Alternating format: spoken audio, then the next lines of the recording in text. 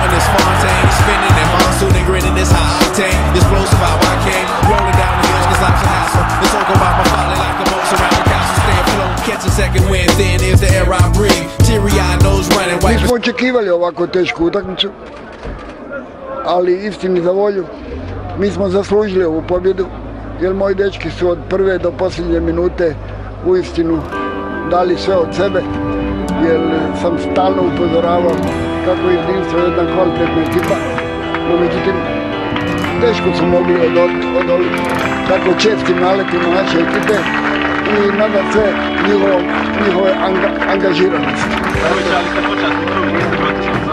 Nisi me podsjetio. Upravo o tome sam želio govoriti.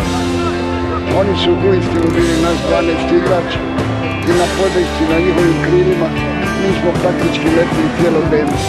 Nije se mogla očekivati neka atraktivna, neka dopadljiva igra. Ovo je bila rovovska bitka za svaki pedalj terena, gdje smo mi uistinu imali više energije i rekao bi čak i više htjenja.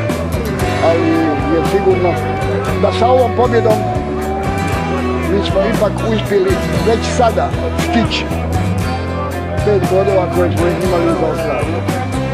A izvan rekao sam nam jebat ću vam, dadim, ako ne uđete u ovu plaćonicu sa 3 boda, niko ne smije ući. Tako sasvim zaslužen poraz. Po meni jedinstvo igrao 25 minuta, poslije toga je bio totalni pad koncentracije i mislim da je Sloboda i fizički bila jača u tim duelima. Ono što kaže i na mišiće je dobila utakmicu, ali sigurno pobjeda čista ko suza i ja igračima i upravo smo čestitali.